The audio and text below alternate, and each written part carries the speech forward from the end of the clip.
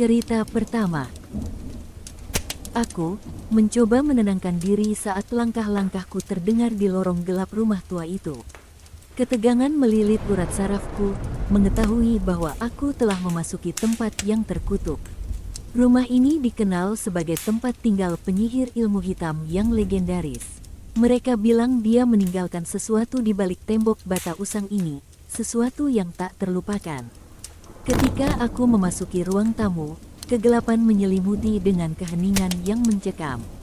Api di depanku bergoyang-goyang, menciptakan bayangan menyeramkan di dinding. Aku berusaha menenangkan nafasku yang terengah-engah. Tapi, setiap serat dalam diriku berteriak untuk berbalik dan melarikan diri.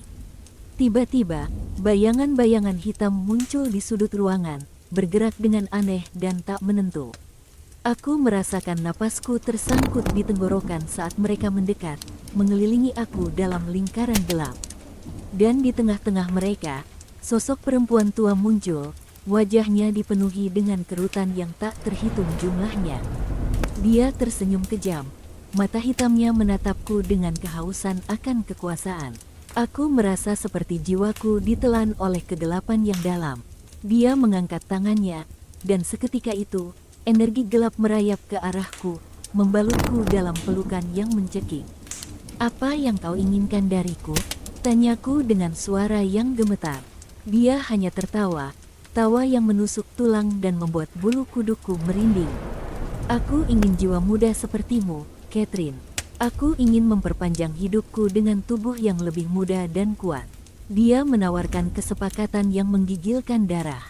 Aku harus menjadi pengikutnya, melayani keinginannya selamanya, dan sebagai balasannya, aku akan mendapatkan keabadian. Tapi, harga yang harus kubayar adalah jiwa dan kemurnianku. Aku menolak dengan keras, menolak untuk terjerat dalam jaring kegelapan seperti itu. Tetapi dia tak mengindahkan penolakanku. Serangan energi hitam terus menyerangku, mengguncang tubuhku dengan keras. Aku harus menemukan cara untuk melarikan diri.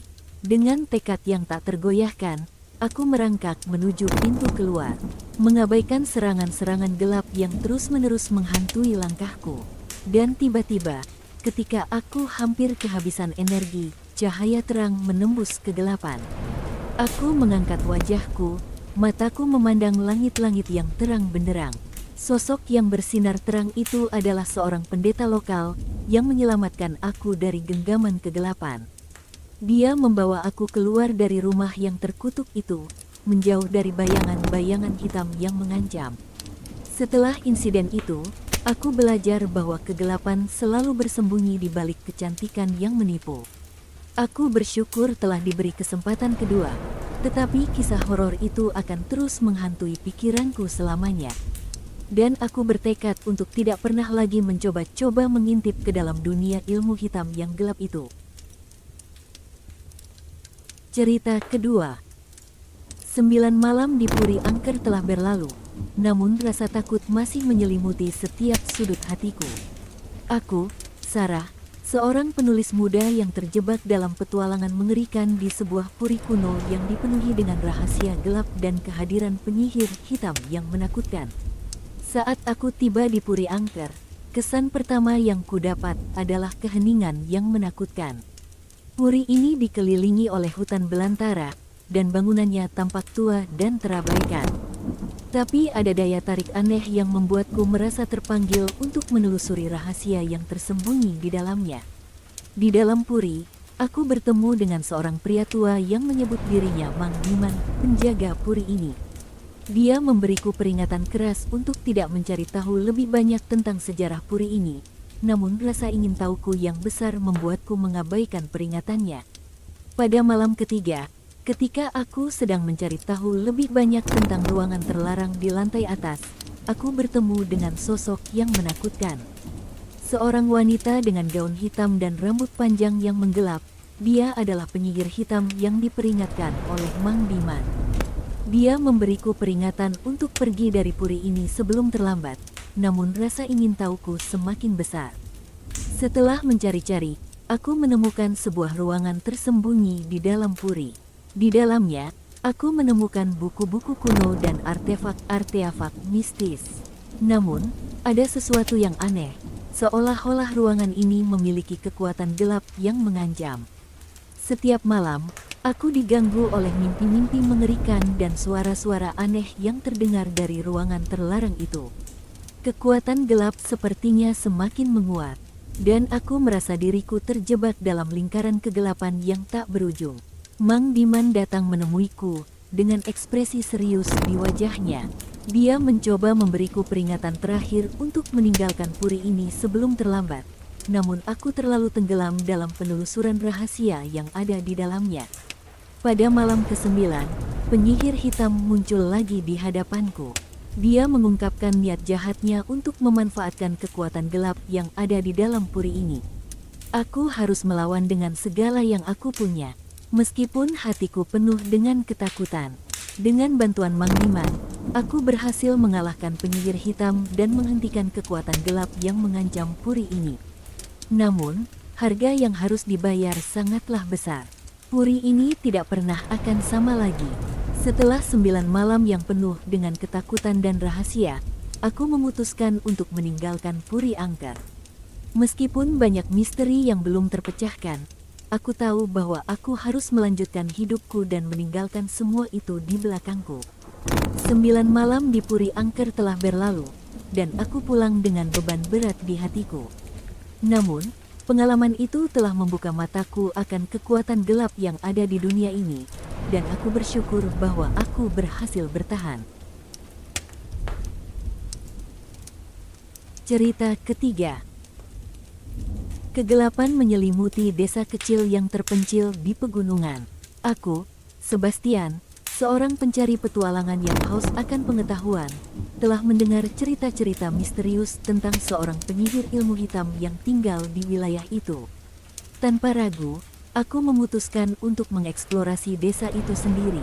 Warga desa memberiku pandangan yang gelap ketika aku bertanya tentang penyihir tersebut. Mereka menyebutnya sebagai Nera, seorang penyihir yang konon memiliki kekuatan tak terbatas. Cerita-cerita itu membuat bulu kudukku berdiri tegak, tapi ketertarikanku semakin menggebu. Keesokan harinya, aku memasuki hutan yang lebat, mengikuti jejak yang kabur menuju tempat tinggal penyihir. Ketika matahari mulai terbenam, aku menemukan sebuah rumah tua yang terlihat seperti tempat yang telah lama ditinggalkan. Tetapi, ada sesuatu yang mencekam di udara yang membuatku tetap berdebar-debar. Aku memasuki rumah itu dengan hati-hati, dan di dalamnya, aku menemukan seorang wanita tua yang duduk di tengah-tengah ruangan. Cahaya lilin menyinari wajahnya yang keriput. Dia adalah Nera. Wajahnya memancarkan kekuatan yang gelap dan mengerikan. Nera menawarkan padaku ilmu hitam yang tak terduga, kekuatan yang bisa membuatku menjadi yang terkuat di antara mereka. Tetapi, kesepakatan itu membutuhkan korban, jiwa-jiwa yang tidak bersalah.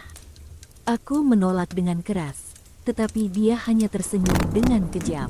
Aku mencoba melarikan diri, tapi pintu-pintu itu telah menghilang, membiarkan aku terperangkap di dalam rumahnya yang terkutuk. Bayangan-bayangan gelap mulai menyerbu dari segala penjuru, mencoba menelan aku dalam kegelapan yang tak terbatas. Aku bertarung dengan keras, mencoba menyingkirkan bayangan-bayangan itu dengan api yang menyala-nyala. Tetapi semakin aku berjuang, semakin kuat mereka menjadi, dan aku bisa merasakan energiku mulai melemah. Saat malam berlalu, aku merasa kelelahan yang luar biasa. Bayangan-bayangan itu mulai berbicara kepadaku dengan suara yang menggema di kegelapan. Mereka mencoba memikatku, menawarkan kekuatan yang tak terbatas jika aku bersedia menyerahkan diriku pada kegelapan. Ketika fajar menyingsing, aku menyadari bahwa aku harus menyerah. Aku tidak akan bisa melawan Nera dan kekuatannya yang gelap. Dengan hati yang berat, aku memutuskan untuk menerima tawarannya. Tetapi, bahkan saat aku menyerahkan diriku pada kegelapan, aku merasakan kehilangan yang dalam. Jiwaku terperangkap dalam kegelapan abadi, di penjara dalam dunia yang gelap dan menyedihkan. Cerita tentangku menjadi legenda di desa itu, Sebuah peringatan bagi mereka yang berani mencoba membangkitkan kekuatan yang gelap dan jahat. Kegelapan itu tidak bisa dikendalikan, dan harga yang harus dibayar sangatlah mahal. Aku hanya berharap bahwa peringatan itu cukup untuk mencegah orang lain mengikuti jejakku ke dalam bayang-bayang kegelapan yang tak berujung. Cerita keempat. Gelap merayap di antara pepohonan hutan Kalimantan, menciptakan bayangan-bayangan yang menakutkan di setiap sudut. Saya, seorang peneliti antropologi dengan keinginan tak terbatas untuk menggali ke dalam cerita rakyat lokal, memutuskan untuk menjelajahi keberanian dan ketakutan yang melibatkan dunia gaib yang menyelimuti hutan ini. Petualangan itu dimulai ketika saya bertemu dengan Pak Rahmat, seorang tokoh masyarakat yang dihormati di desa terdekat. Beliau, dengan mata yang penuh pengalaman, menawarkan diri sebagai pandu saya untuk menjelajahi makhluk-makhluk halus dan cerita-cerita misterius yang diyakini oleh penduduk setempat. Perjalanan kami dimulai pada senja yang turun, ketika hutan Kalimantan mulai hidup dengan suara gemuruh alam. Pak Rahmat membawa saya ke tempat-tempat terpencil yang dipenuhi dengan aura magis. Dia memulai dengan menceritakan kisah setan kober, makhluk kegelapan yang konon berkeliaran di malam hari. Ini adalah makhluk yang suka menggoda dan mengelabui orang-orang yang tersesat di dalam hutan. Kita harus waspada, kata Pak Rahmat seraya menatap lebatnya pepohonan. Dalam perjalanan kami menuju wilayah yang diyakini menjadi tempat berkumpul setan kober, hutan semakin tebal dan suara malam semakin mencekam. Cahaya remang-remang bulan yang merayap di antara dedaunan hanya menambah nuansa misteri di sekitar kami. Pak Rahmat berhenti di sebuah clearings di tengah hutan yang terasa seperti terpisah dari dunia luar. Inilah tempat yang konon sering dikunjungi oleh setan kober. Kita harus berhati-hati, ujar beliau sambil menunjuk ke arah pepohonan yang tampaknya menyembunyikan sesuatu di balik kegelapan. Saya merasa bulu kuduk berdiri tegak di tengkuk saya, tetapi ketertarikan untuk mengetahui lebih banyak membimbing langkah saya. Pak Rahmat memimpin dengan hati-hati, memotong jalan melalui semak-semak dan cabang-cabang yang menjulang. Tiba-tiba, suasana berubah. Angin malam membawa aroma yang aneh, dan hawa dingin menusuk tulang. Saya melihat bayangan hitam bergerak di antara pepohonan. Sesuatu yang sulit untuk dijelaskan. Pak Rahmat menegur saya dengan isyarat diam, meminta untuk tetap tenang. Suara desisan daun kering di sekeliling kami seakan menyampaikan pesan bahwa kami tidak sendirian. Setan kober, sesosok bayangan hitam dengan mata yang berkilat seperti bara api, muncul di hadapan kami. Dengan senyum menakutkan, ia bergerak mendekati sambil mengeluarkan suara desisan yang menyeramkan. Pak Rahmat membimbing saya untuk bersujud, menghadapkan kepala ke tanah sebagai tanda penghormatan. Saya pun mengikuti petunjuknya, mencoba mengatasi rasa takut yang merayap di dalam diri. Setan kober berbicara dengan suara serak yang menusuk hati, menciptakan getaran yang membuat bulu kuduk saya merinding. Malam ini, kalian adalah tamu yang langka. Berhati-hatilah dalam setiap langkah kalian di dalam hutan ini. Hormatilah alam, dan alam akan menghormati kalian, ucap setan kober dengan suara yang terdengar seolah-olah berasal dari alam baka. Dengan sekejap, setan kober lenyap di dalam kegelapan hutan. Kami diperbolehkan untuk mengangkat diri, dan saya merasa lega melihatnya pergi. Pak Rahmat menyatakan rasa syukurnya, kalian telah menyaksikan sesuatu yang tidak banyak orang alami.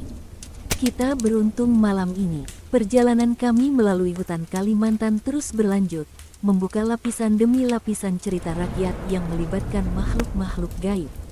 Pak Rahmat membimbing saya melalui sungai-sungai tempat tinggal kuntilanak, menjelajahi gua yang konon dihuni oleh pocong, dan mengunjungi pohon besar tempat roh pohon berkumpul. Pada suatu malam, kami sampai di suatu danau yang diyakini menjadi tempat tinggal makhluk air. Mbah Rahmat memandu saya untuk bersiap menghadapi keberadaan yang lebih kuat dari sebelumnya. Saya merasa tegang, tetapi rasa ingin tahu mendorong saya untuk melanjutkan. Makhluk air muncul dari permukaan air, seorang perempuan cantik dengan rambut basah yang melambai-lambai. Matanya memancarkan keangkeran, dan suara gemericik air seolah-olah menjadi senjata magisnya. Saya dan Pak Rahmat bersujud di hadapannya, menghormati keberadaannya. Makhluk air berbicara dengan lembut, "Kalian datang dengan niat baik. Jaga keberanian dan hormati alam ini. Kalian adalah penjaga yang berjalan di antara dunia manusia dan dunia gaib. Selamatkan hutan ini." Dengan sentuhan airnya, makhluk air lenyap ke dalam gelombang danau. Kami melihatnya pergi dengan rasa hormat yang mendalam. Perjalanan saya melalui hutan Kalimantan membuka mata saya pada dunia gaib yang diakui oleh masyarakat setempat. Setiap makhluk halus, setiap pertemuan dengan kekuatan alam, semuanya membentuk kisah yang tak terlupakan. Dan di dalam hutan yang lebat dengan cerita rakyat mistis, saya menyadari bahwa dunia ini masih menyimpan banyak misteri yang belum terpecahkan. Cerita kelima. Aku adalah seorang peneliti paranormal yang selalu mencari cerita-cerita misterius di sekitar dunia. Hari ini, aku ingin berbagi kisah yang menakutkan tentang pengalaman pribadiku dengan seorang penyihir hitam yang mengerikan. Semuanya dimulai ketika aku menerima panggilan dari seorang teman lama, Michael. Dia memberitahuku tentang sebuah desa terpencil di pegunungan yang katanya dihantui oleh kehadiran gelap seorang penyihir hitam. Tidak bisa menahan rasa penasaran, aku segera memutuskan untuk pergi ke desa itu dan menyelidiki sendiri. Ketika aku tiba di desa, suasana terasa mencekam. Rumah-rumah tua terlihat kosong dan ditinggalkan, dengan jendela-jendela yang remang-remang di bawah cahaya bulan. Aku merasa sensasi aneh yang menggelayuti tubuhku, tetapi keingintahuanku tidak terbendung. Aku bertemu dengan beberapa penduduk desa yang tersisa, yang dengan enggan berbagi cerita-cerita tentang seorang penyihir hitam yang telah menghantui desa selama berabad-abad. Mereka mengatakan bahwa penyihir itu adalah seorang wanita yang mencari keabadian dengan mengorbankan jiwa-jiwa penduduk desa. Mereka juga memberitahuku tentang sebuah rumah tua yang diyakini sebagai tempat tinggal penyihir itu. Dengan hati yang berdebar-debar, aku memutuskan untuk pergi ke rumah itu sendirian, siap menghadapi apapun yang menantiku di dalamnya. Saat aku memasuki rumah itu, atmosfernya terasa gelap dan menakutkan. Suara langkah kaki yang aneh terdengar di lorong-lorong yang gelap, dan aku merasa seperti ada seseorang yang mengintai dari bayang-bayang. Aku berjalan melewati ruangan-ruangan yang kosong dan berdebu, mencari tanda-tanda keberadaan penyihir hitam. Tiba-tiba, aku mendengar suara tertawa jahat yang memenuhi udara, dan aku merasakan sesuatu yang dingin menyelinap di belakangku. Aku berbalik dengan cepat, tetapi tidak ada siapapun di sana. Aku merasa seolah-olah ada sesuatu yang mengintai di antara dimensi yang tidak terlihat, menunggu kesempatan untuk menyerang. Tiba-tiba, sebuah pintu terbuka di depanku, mengungkapkan ruangan gelap yang tersembunyi di dalamnya. Dengan hati yang berdebar-debar, aku melangkah masuk ke dalamnya, siap untuk menghadapi apapun yang menantiku di sana. Tetapi saat aku melangkah lebih jauh ke dalam ruangan itu, aku melihat sesuatu yang membuat bulu kuduku berdiri tegak. Di tengah ruangan, ada seorang wanita tua yang duduk di atas tahta, dengan mata yang menyala-nyala di dalam kegelapan. Dia tersenyum ke arahku dengan senyum yang dingin dan mengerikan, dan aku merasa kekuatan gelap yang mengalir dari dirinya.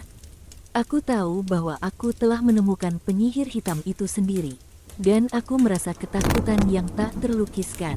Tanpa kata-kata, penyihir hitam itu mulai melancarkan serangan ke arahku. Aku berusaha menghindari sihirnya yang gelap, tetapi setiap serangannya terasa semakin kuat dan mematikan. Dengan putus asa, aku mencoba untuk menemukan kelemahannya. Aku mencoba menggunakan kekuatan spiritualku untuk melawan sihir gelapnya, tetapi aku merasa kekuatannya terlalu besar untukku. Namun, aku tidak akan menyerah begitu saja. Dengan tekad yang kuat, aku terus melawan, menolak untuk menjadi korban dari kejahatan penyihir hitam itu. Aku tahu bahwa aku harus bertarung sampai titik terakhir, bahkan jika itu berarti mengorbankan hidupku sendiri. Dalam pertempuran yang sengit, Aku akhirnya berhasil menemukan kelemahan penyihir hitam itu. Dengan serangan terakhirku, aku berhasil mengalahkannya, dan ruangan itu dipenuhi dengan cahaya yang menyilaukan. Ketika aku keluar dari rumah itu, aku merasa seperti beban besar telah terangkat dari pundakku. Aku telah berhasil mengalahkan kegelapan yang menghantui desa itu. Dan aku berharap bahwa kisah tentang pertarunganku dengan penyihir hitam itu akan menjadi pelajaran bagi semua yang mendengarnya.